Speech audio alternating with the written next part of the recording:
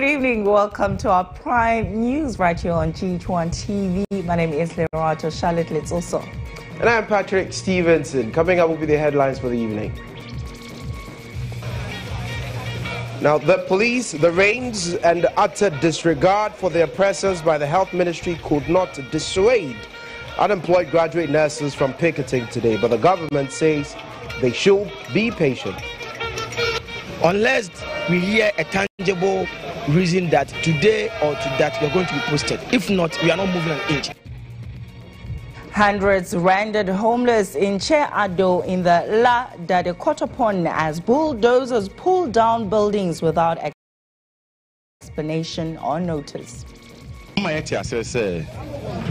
For now, apart from a side plan. Now, citizen vigilante Martin Amidu receives overwhelming approval from Parliament as Honourable Surini, who first voted against him, does an about turn. But his approval was not caught in controversy. The final conclusion of the report is that the nominee be approved by consensus. And, Mr. Speaker, I so move. And tonight on Inside, we will focus our lenses on the Kwale Lagoon restoration project, which appears abandoned despite millions of dollars sunk into it. We will demand answers. These and many more stories coming up in our bulletin tonight. Stay tuned for more.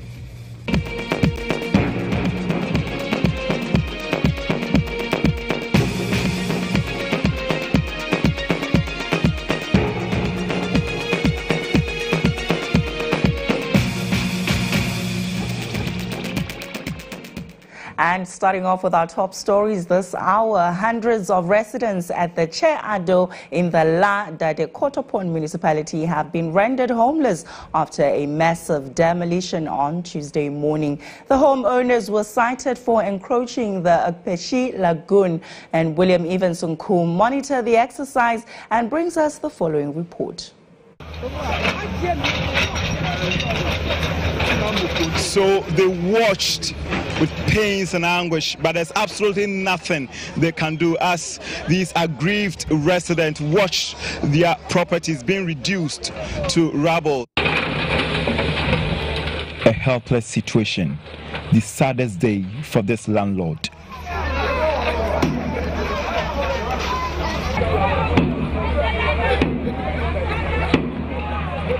Almost a dozen houses have been demolished in an exercise which was conducted by the La Dade Kotopon Municipal Assembly and heavily supervised by the police and military team, obviously to quell any interference.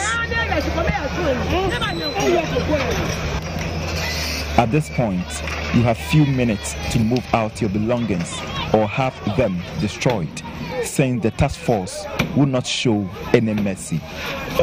Some of the residents claim no notice was served them. An official from the La Dade Kotopon Municipal Assembly won't confirm or deny the claim. You did not serve them notice, is that correct?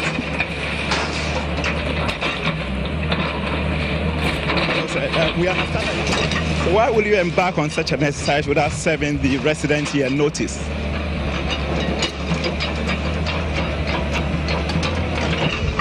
Do we know the number of structures that have been earmarked for demolition, sir? Okay, so he wouldn't speak to me. I've asked him about 3 questions, but he wouldn't react to any of them, just to direct the bulldozer, bring down properties on this particular land. But one thing was clear. Some notices were served and explicitly scribbled on some of the buildings. The Akpeshi Lagoon is seriously encroached. The reason the local authority is demolishing these properties. But who sold the land to these people? The answer is better assassin or Hanmono. Oma Meto Surveyor, Omna Emma, your friend is saying, I'm ton assassin wa hanum area hanum. Area hanum. But on my say for now area hanina paper bia ni so apart from site plan. Mama. By then, so now, bia ni documents bia covering the land here. But Alex, a staff at the La Trust office, the traditional owners, kept on contradicting himself as I engaged him. Since when did you know or notice that some people have taken over your land? You just said it this morning, just about 30 minutes ago. You didn't know that people were putting up structures that are visible structures. You didn't know until today. We know people are building here. We are coming out with. You know that people are building. Yes. Yeah, we are coming out. You did not find out as to whether they have the needed document to build on this land. Not at all, because it is our office that gives documents. But the land belongs to you. Yeah, it belongs to the trust. So how come you were not so much interested in your land? We are here. That is a question I want to find from you. Yeah, that is what I'm also saying, that we have to give you a document before you can build. A heartbreaking situation, but the Peshi Lagoon must also be protected. And the problem is that these residents have been offered a bad deal. Who caused this situation? The news team will continue to follow up until the questions are answered. William Evans Inkum, GHOne News, Chado. Now, from one human interest story to another, 500 Ghanaian youth have been left stranded in Dubai in their quest to seek jobs. Their situation is as a result of failed arrangement with recruitment agencies to secure them jobs in the Gulf country. Government says it is tracking down recruitment agencies involved in this. It is also in talks with the Consulate General in Dubai to help the stranded youth return to Ghana. Information Minister Mustafa Hamid addressed a press conference a while ago.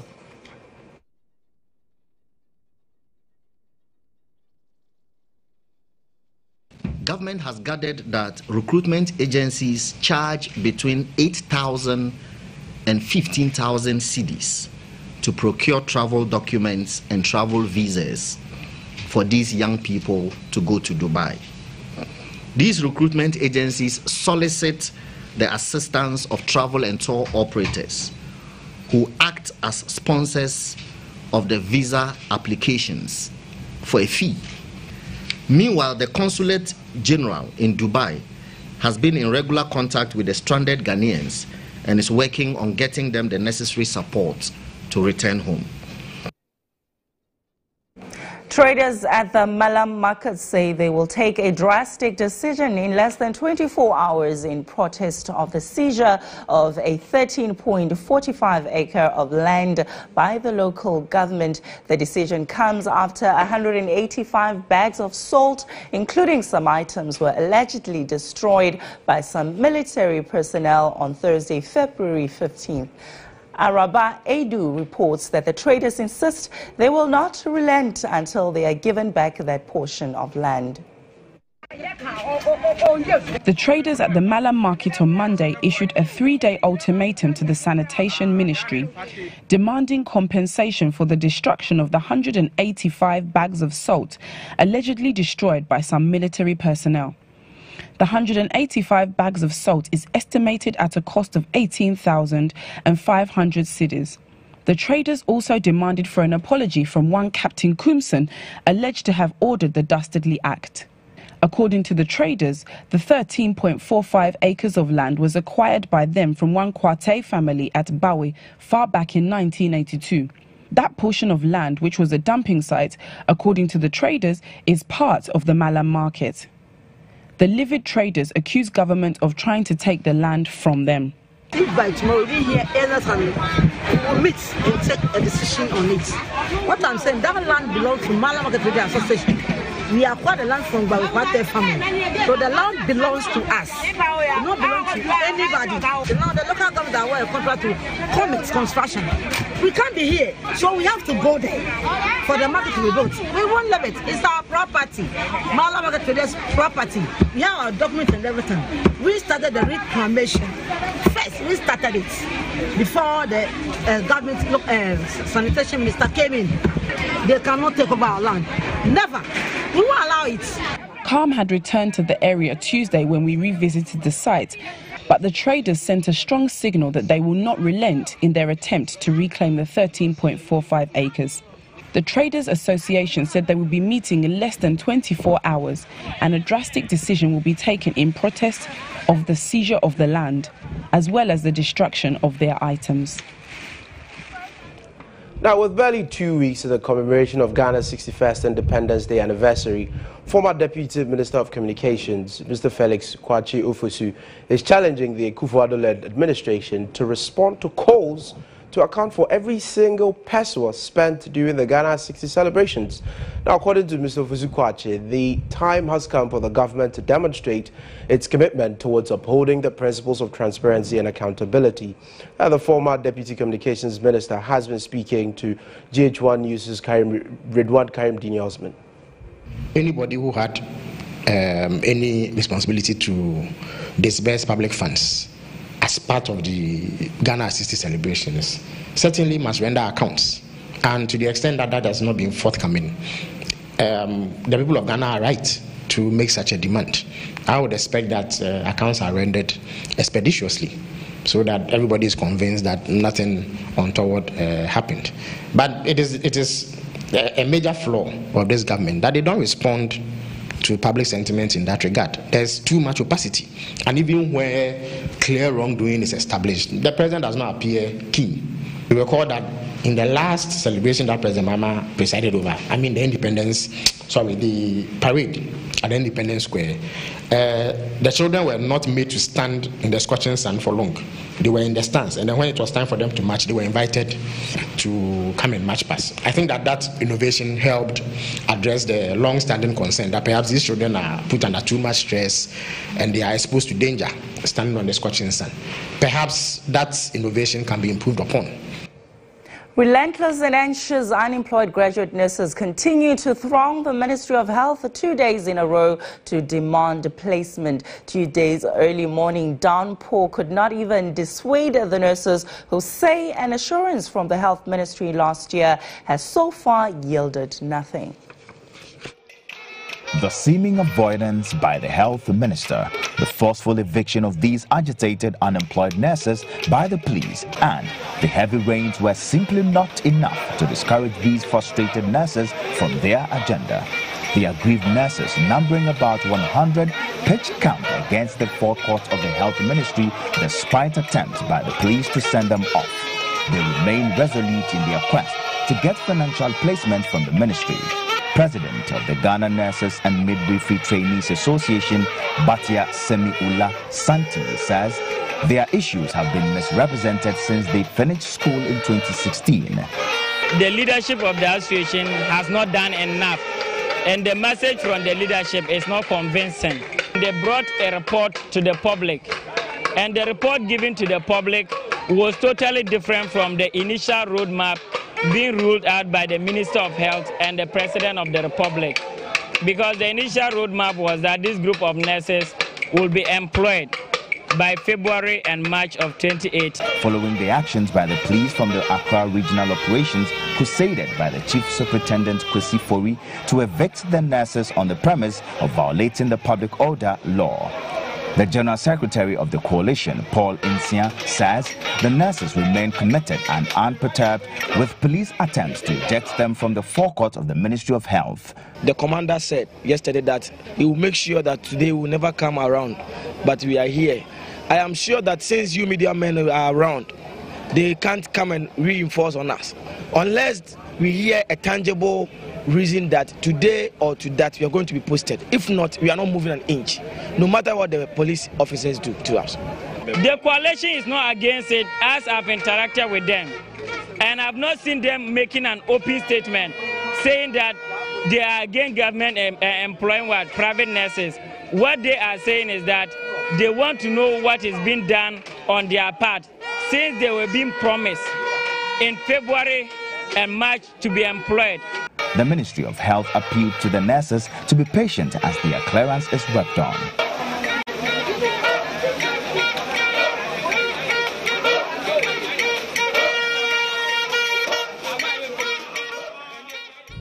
Now, government has appealed to these picketing nurses to leave the premises of the Ministry of Health and go back home as it works towards absorbing the 27,000 nurses captured in the 2018 budget. Now, addressing a press briefing, Information Minister Mustafa Hamid failed to give appropriate timelines when the nurses will be posted. Nabil Ahmed Rufai has more on the following report. Information Minister Mustafa Hamid said government is worried about the situation at the Health Ministry and is working hard towards resolving the challenges. Now, according to him, 16,000 nurses were posted in 2017. Hence, there is enough room for those who've been picketing to be employed as captured in the 2018 budget, where about 27,000 nurses are expected to be captured. Government wishes to appeal to them to discontinue the picketing and go home, whilst the Minister for Health works to get them placement, as has been assured. It is important to state that when we came into office in 2017, there was a backlog of graduates from 2012 to 2015 to be absorbed. As we speak, nearly all those in that category have been absorbed. Since 2017, government has engaged more than 16,000 of those who graduated between 2012 and 2015. Mustafa Hamid, however, failed to give timelines as to when these nurses would be posted, but he asked the nurses to rely on the faith that they have in government to give them postings. In the same way that we promised the 2015 to 2012 to 2015 group that we were going to place them, and proceeded to place 16,000 of them. It is on the same basis that these people have to trust that when we say we are going to place them, we are going to place them. We are not going to be bound to say we'll do it tomorrow and do it tomorrow next, because you never know what will happen tomorrow, what will happen tomorrow next. Time now to go for a short break. Don't move. We'll be back with some more news.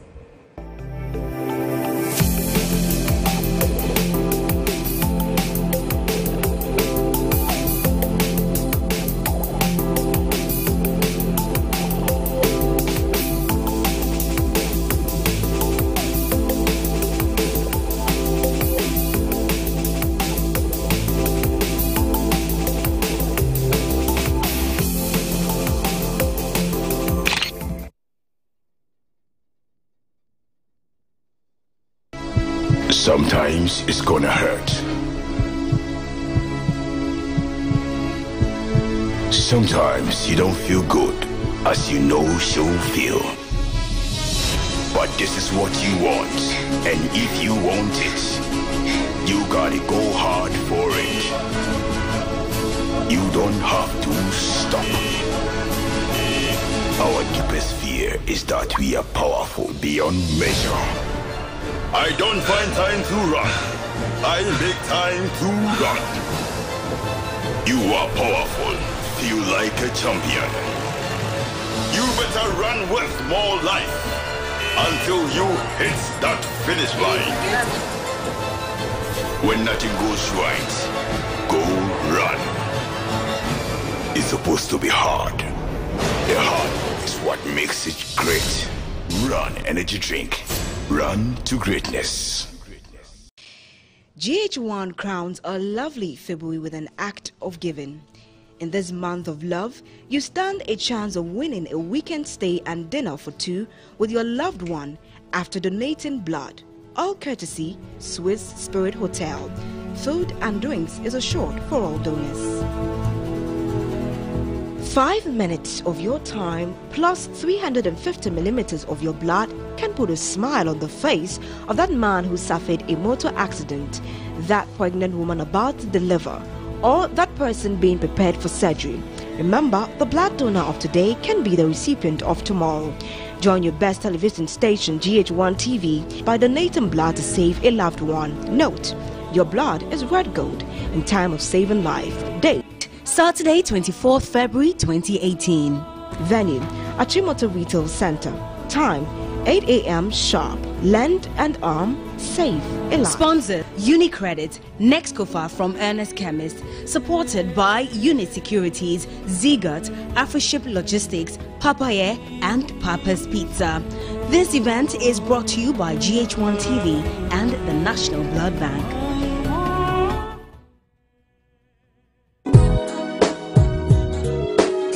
Because of my taste, I'm trusted amongst them all. Others say I taste good amongst them all.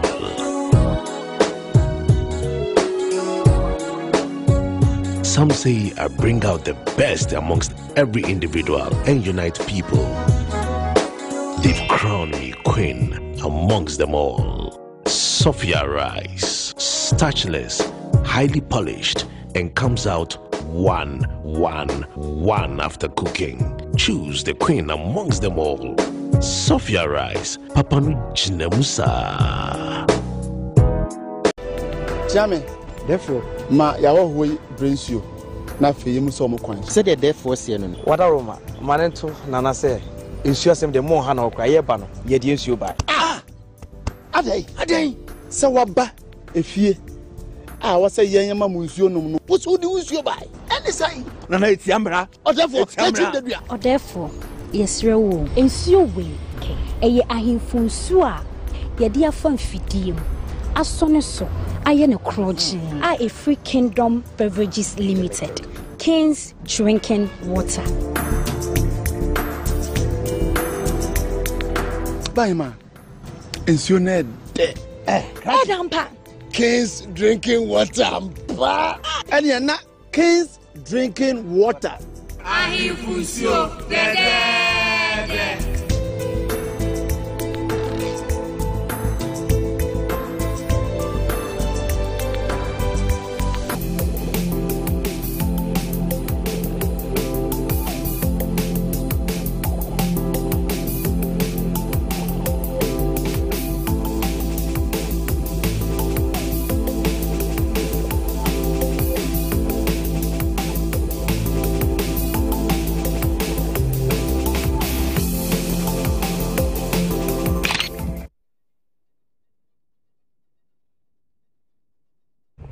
You're welcome back to the news here on GHOne Television.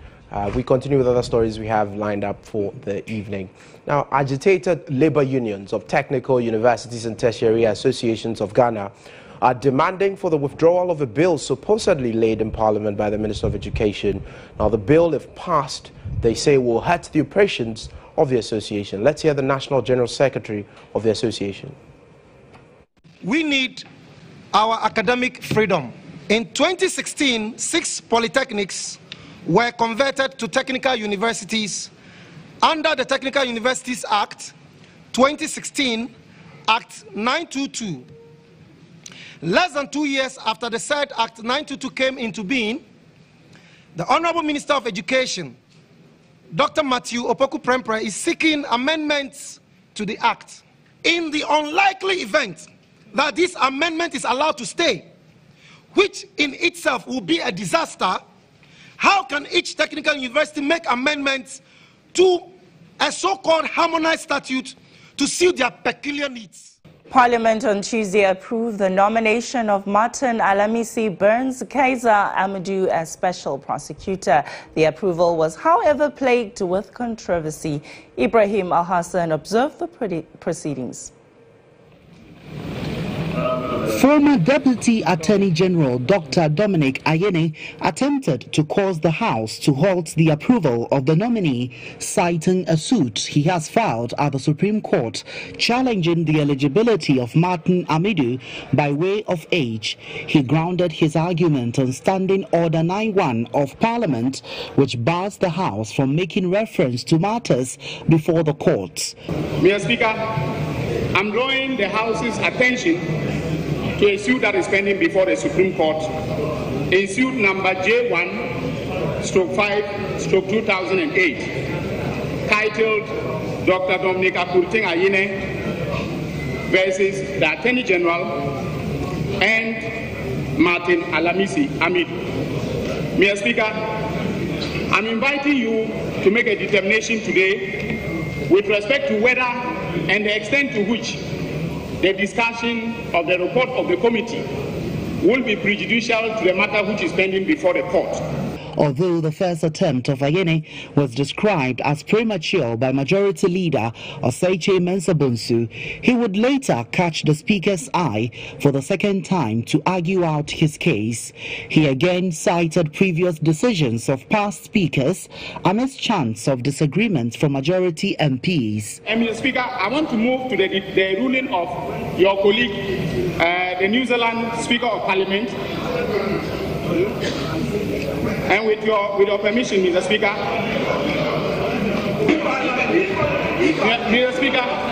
Mr. Speaker, the said ruling is on the website of the Parliament of the New Zealand, and the Speaker's rulings are published. When you get to the Supreme Court, you won't talk about websites.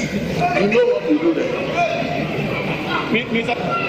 Oseiche Mensah-Bonsu, however, vehemently disagreed with the assertions of Dr. Ayene, also grounding his argument on past rulings of the House. The Swami Member of Parliament described the move of the minority MP as abuse of rules of the House. Mr. Speaker, if an application has not been moved and seconded, what it means is that there's nothing before this House. Yes.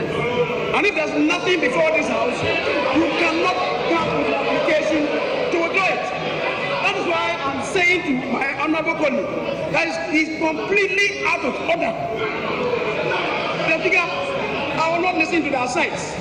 He's completely out of order and must apply himself to the rules of this House. He must apply himself to the rules of this House. Speaker of Parliament Professor Michael Quay, in giving his ruling, argued the mere filing of a writ at the court does not bar Parliament from discharging its constitutionally mandated duties. Professor Oquay consequently dismissed the plea of the former Deputy Attorney General. It is important to realize that when you want to put a case and you know the procedure for so doing by way of producing your authority at the appropriate time, then please prepare at home before you come to court or before you come to Parliament, so that you can really produce your authority in the manner that will be required by the Supreme Court. And this is a duty that any serious lawyer will tell you should be done. So please, this is misconceived, it is premature, it is incompetent procedurally.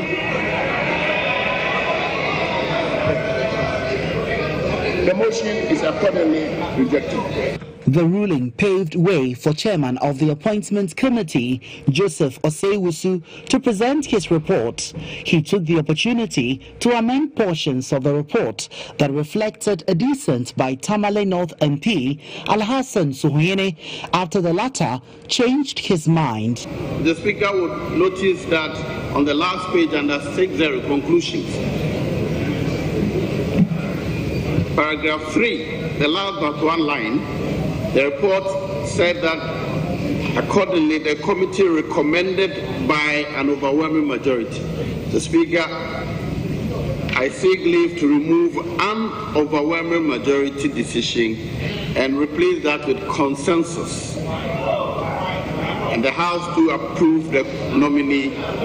So, Mr. Speaker, with your permission, I delete an overwhelming majority decision and substitute all those with consensus. Mr. Speaker, to that extent, the last paragraph is also deleted.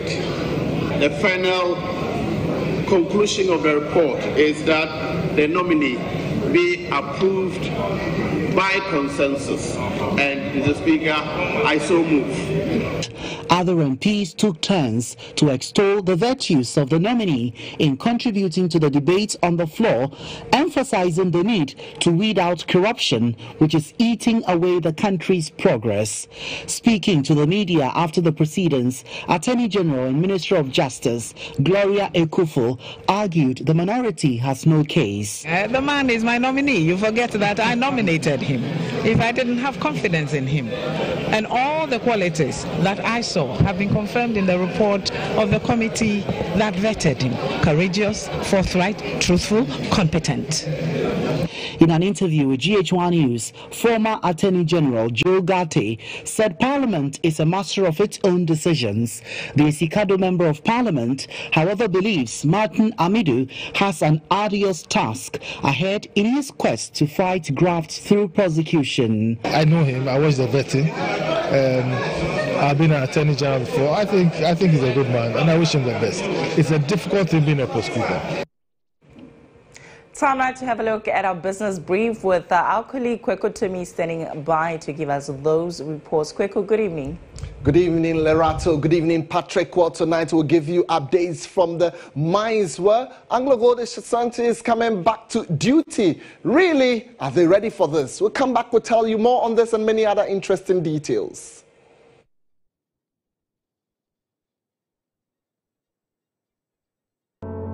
We're looking for you, the next millionaire. We know of your stressful routine. From those 12-hour flights across the Atlantic to your hustle through traffic every day. From burning the midnight oil to that laptop that never sleeps. We know where you are in life, and we know where you want to go. Let us take you there. Thinking investment? Think Dusk Capital. Dusk Capital. We see a millionaire in you.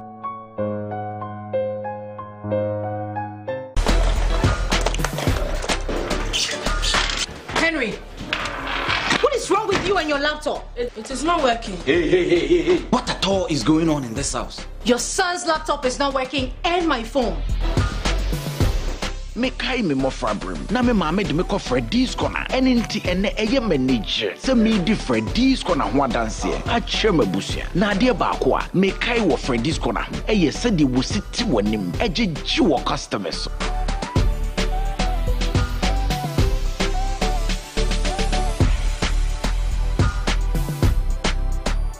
Eba mobile phone, eba laptop papa, camera papa ni PlayStation eye Freddy's corner aha ene wo. Se ko ba to mobile phone say, wo camera say, wo laptop say and a PlayStation. Me ha ho kra. Freddy's corner be try you go am. Freddy's corner, your home of authentic mobile phones and accessories.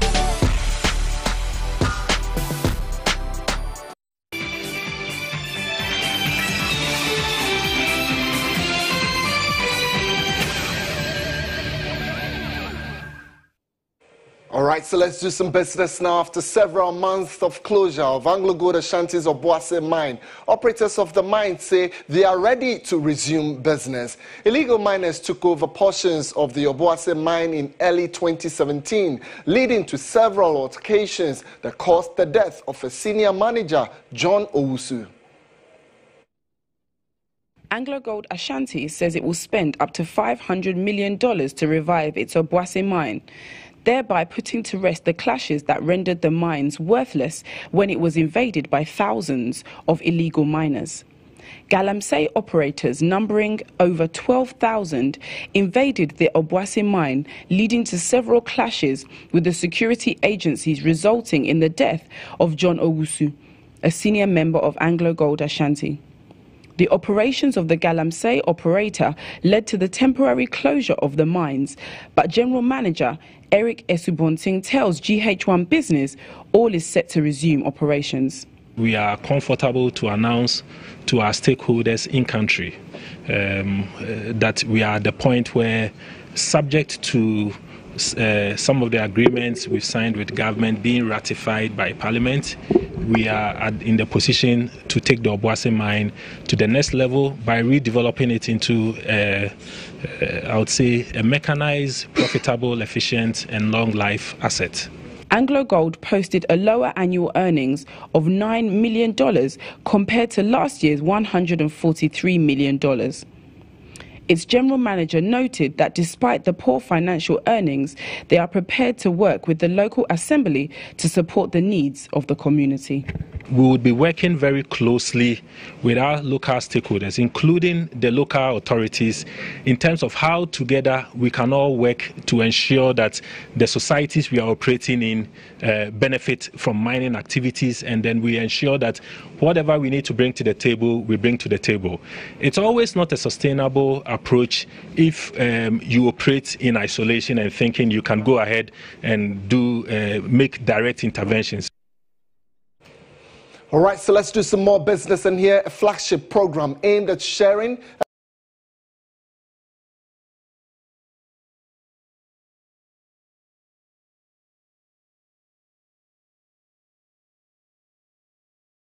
equipping and building the capacity of next generation of human resource practitioners has been launched in Accra. Well, the HR mentoring program, it also has a goal of bringing together a pool of top-notch HR practitioners towards the development of HR officials in the country. The collaborative initiative is between AngloGold Limited and the Institute of Human Resource Management Practitioners. The one-year pilot program would imbibe experimental knowledge, skills and competencies into mentees for their expected modern-day businesses. Speaking at the launch, Irene Asari, the HR and Business Services Director of AngloGold Limited, said the initiative, the first of its kind in the country, would address the increasing demands from the businesses for HR professionals to be real enablers of business growth. So in terms of the mentees, I think it's about taking the opportunity of the experienced mentors and really learning from them, developing with them, problem solving with them, building a relationship, understanding some of the challenges that they may have in the workplace, ideas, thought leadership. So that's what I expect that the mentees will take from the program. 38 candidates applied for the program. However, the mentees went through a selection process where they presented why they would like to be part of the HR mentoring program. At the end, 25 were recruited and each will be assigned to a senior HR professional as a mentor. The mentees would have one-on-one quarterly mentoring sessions from the assigned mentors in addition to the monthly capacity building sessions. Outgoing Manager Director of AngloGold, Charles Dakun, encouraged HR practitioners not to be intimidated in any environment they find themselves, but rather be adaptive to drive change in their institutions. The business environment is becoming increasingly complex as a result of changes in technology and in the competition that we are seeing in this global world. Change is inevitable, and in the midst of all these changes, the one thing that every business leader knows is that his human resource base is the most important asset that he has. Dr. Edward Kwapong, the president of the Institute of Human Resource Management Practitioners, called on the mentees to join TALO in setting high standards in HR practice in Ghana. In every profession, you need the technical skills, but you also need the soft skills that will build your capacity in terms of competencies to be able to deliver. And so you need a more senior person who has experience and who can serve as a role model. Some of the participants shared their experience with GHOne TV. I'm hoping that I'm going to obtain the necessary skills I need to become a seasoned HR professional. Being in HR is very key for us to become business partners, so I'll be looking to have that kind of support. All right, so business is made right here. My name is Kwekutimin. That's about all we have for you for tonight. But we're not done with the bulletin yet. We're coming back shortly with some more stories. Do stay with us. Business Brief was brought to you by Dusk Capital. We see a millionaire in you. Time now to have a look at Insight.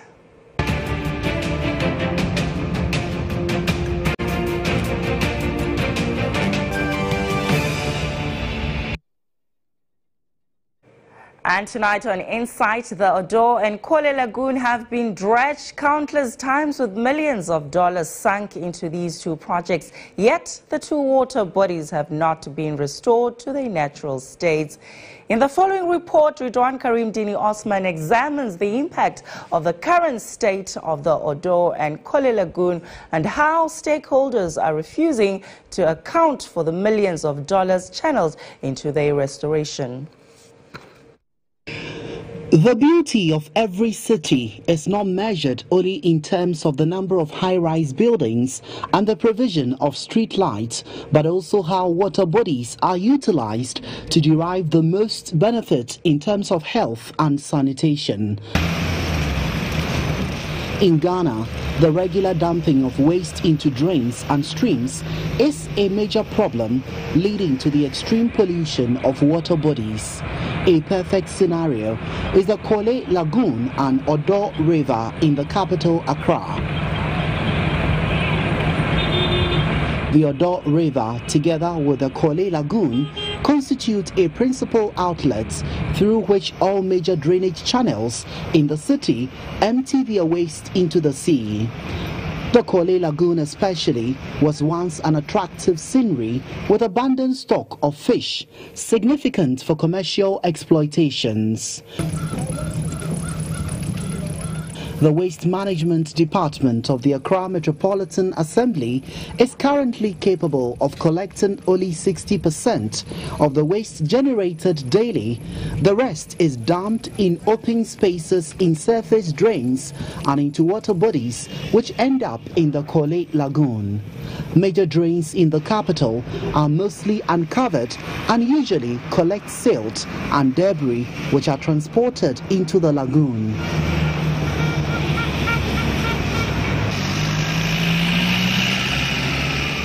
About 32% of all manufacturing activities in Ghana is located in Accra. Many of these industries are located within the immediate surroundings of the Odo River and the Kole Lagoon. Food processing industries, including the Ghana Brewery Limited, which releases liquid waste on a daily basis, to fruit, vegetables residues, discharge them into the surface drains that flow into the lagoon. Another source of the pollution is the Kolebu Teaching Hospital and Kolebu Polyclinic. The hospital waste management system has been constructed such that its central drainage system empties its contents into the lagoon. The banks of the lagoon are continually used as solid waste landfill sites. Abandoned vehicles and old machinery are deposited in open spaces around the Abosiokai Road.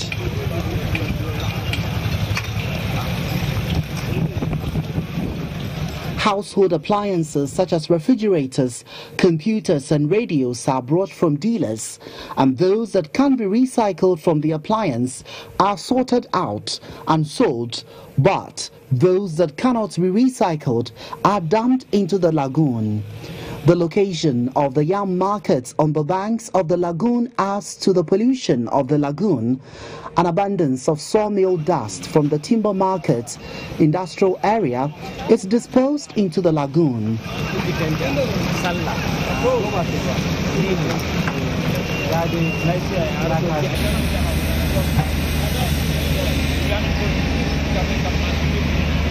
In January 2000, the Kole Restoration Project was initiated and phased into 4 stages, with the first 2 stages of the project funded by the Arab Bank for Economic Development in Africa, the Kuwait Fund for Arab, and the government of Ghana solely funding the subsequent stages. The total cost of restoration project was estimated at $84 million, but it's been 18 years now, and so far it is estimated that over $600 million has been spent, yet very little work has been done. I'm standing in the middle of Old Fadama, the biggest slum in Ghana, where e-waste activities are currently ongoing. Now, in 2015, there was a massive demolition exercise by the Accra Metropolitan Assembly to allow for the dredging of the Kole Lagoon, because according to city authorities, it contributed contributed and continues to contribute to the sort of flooding that we are seeing in this capital. And so, 3 years on, you can see that whatever that was done has come back to naught. The lagoon still remains choked, and the activities of e-waste people continue unabated. The Accra Metropolitan Assembly has refused to give any answers as to why the project has stalled. The Works and Housing Ministry, under whom the project began, will also not respond to our calls. Annually, flood waters bring disaster to residents of Accra. The floods have always been attributed to drains filled with silt, plastic and other forms of waste. On June 3, 2005, close to 200 Ghanaians lost their lives as a result of flood and an inferno that gutted a petroleum filling station near the Kwame Nkrumah Circle in Accra.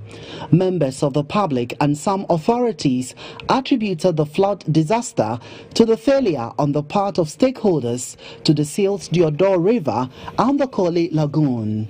Successive governments and stakeholders have made several attempts to dredge the two water bodies and restore them to their original status, but all efforts and all the whopping sums of money have over the years yielded nothing. This long-standing restoration project, if fully realized, will undoubtedly improve the health conditions of particularly the people of Korle Gono, Old Fadama and its environs. Record has it that these places have been faced with numerous malaria, cholera and diarrhea outbreaks for decades due to poor sanitation. Residents resort to all sorts of negative activities, including dumping of refuse and open defecation along the river banks. This, in turn, has negatively affected the health of the people. Waste dumped into the lagoon has assisted in the shallowness of the water body. This has reduced its capacity as a central drainage system, such that with the slightest downpour, it overflows its banks, resulting in flooding in parts of the capital.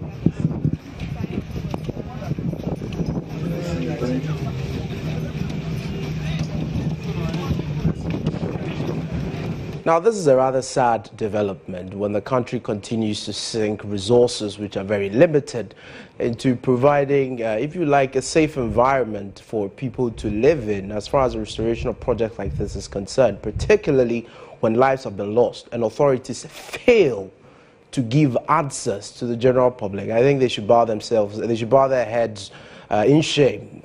Fortunately, though, we have been joined over the phones by the chairman of the Parliamentary Select Committee on Works and Housing in the person of Honorable Nana Amoako. Honorable, good evening and thank you for joining us. Yeah, good evening. Well, thank you very much for agreeing to provide us some answers, because clearly the executive branch of government has grossly, in a rather unfortunate situation, decided not to provide answers to the general public on this particular development. But why have we gotten here? I am sure this issue is something that is on the agenda of the committee, given, you know, developments like the June 3rd disaster that we saw before, the attempts by the Eswell government to equally relocate and essentially desilt the Korle Lagoon in particular. Is this on the agenda of your committee, and what are you doing so far? Yeah, it is on the agenda of the government. Last year we paid a visit to the area, and we saw what really was going on. So, you know, we were trying to get in touch. You know, we were liaising between the government, the Zoom line company that was doing the dredging. When I've spoken to the ministry, it's not they have abandoned the area, but they are still doing some work on it, because this have been like ad hoc that have been taking place, and there's not a lot of proper documentation that was done during the 2015. So they're now putting the papers together. I'm very curious. But the course of a month or so, probably we'll see some action in place. This is where it gets very worrying. You tell us that in about a month or so, the attention of the government is going to be drawn to this, and maybe we're going to see some credible action being undertaken to resolve the scenario. This restoration project, some started way back as year 2000, and so how sure are we that we're at this point, and in a month's time, Ghanaians should be comfortable that something is going to be done about the situation? Yeah, because I spoke to the ministry and also have interacted with the minister. And from what I'm getting from, because they want to do a value, for money analysis, and I think they are pretty much completed. So I'm still talking to them, and I'm engaging a lot of, with the minister. I'm very hopeful because we know if nothing is done about it, they were going to create a lot of problems for us coming the rain possible. So I think something will be done before the rain start falling. Now, here is the $1 million question. So a couple of years ago, we had a disaster that some attributed to, if you like, the clog of these lagoons around the estuary, and we brought in equipment, I do recall, from engineers and planners, for example, under the SWAL administration to desilt the area. They did that. Residents were cleared, those who were living there illegally, as it were equally cleared from the area. So far, it appears these human interventions somewhat have not worked, because you have residents moving back into these areas. You have institutions like ABL and Kolebu, who our reporter Ridwan Karib-Dini Osman tries to make us understand, are equally discharging very dangerous chemicals into the area. And you have equally seen, the markets like the Kokoma yam markets, for example, that is equally still polluting the area. And so we understand that value for money analysis has been undertaken, but to the extent that we've not been able to clamp down on these, how will the solutions work? How will it all come together? I think all of them will come down together because, as I said, this is something that you have, chronically analyzed all those things that have been happening from throwing down of the already, from dumping, loud things to the river. We have fixed all this in the condition because I think, as I said, we are also aware on June 2 years ago what happened. I don't think we want to repeat that thing again. I think those things we are very cognizant of all those things that are going on. I think I've seen a lot of activities. I'm watching the TV, and I think I've seen what is really happening over there. And I think it's very, very appalling. And then if nothing is done, I think we'll get this flood again, and then the river will fill it by itself. A lot of people have done probably what we did. Well, Honorable Nana Mwako, thank you very much for sharing these insights with us. He's the chairman of the Parliamentary Select Committee on Works and Housing, giving us some reactions to this. Larato, how do you feel about his reactions, though? Well, I mean, it's really unacceptable.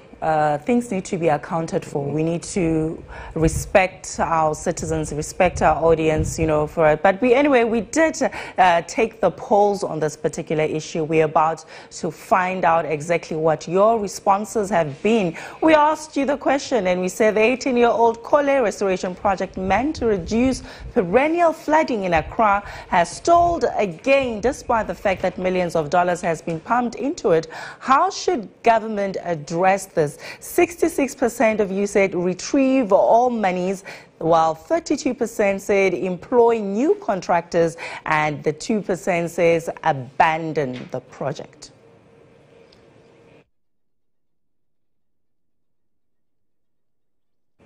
Well, a majority with that seems to be thinking we should be retrieving the monies, but I don't even know, since we can't account, since we cannot trace, you know since there are no records, implications, right? We can't how do we retrieve the money? So another 66% disappointed there. And this brings us to the end of our insight.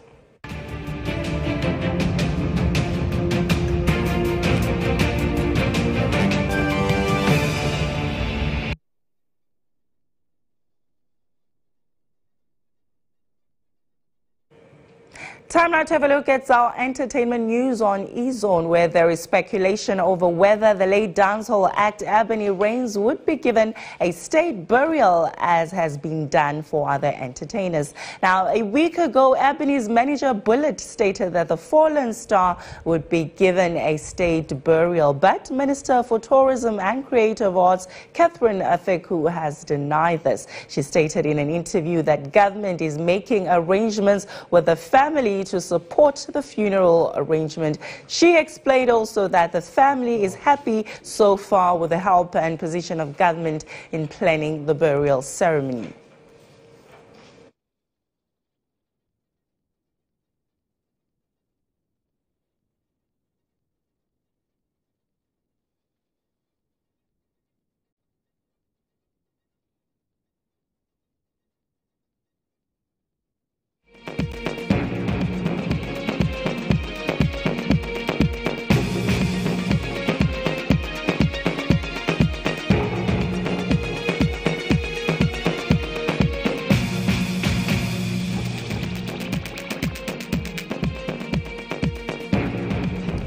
Sports Brief is up next.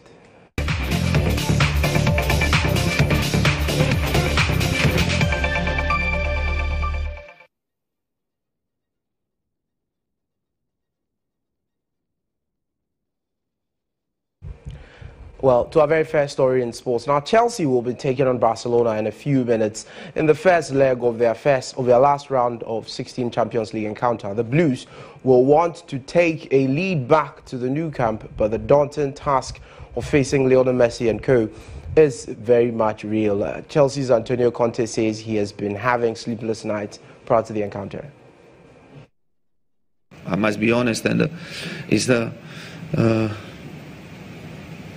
it was a bit difficult to sleep, to sleep well, but not a lot.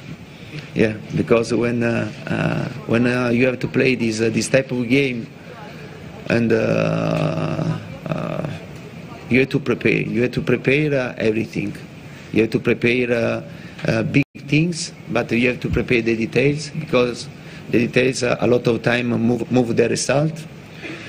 Yeah, I think that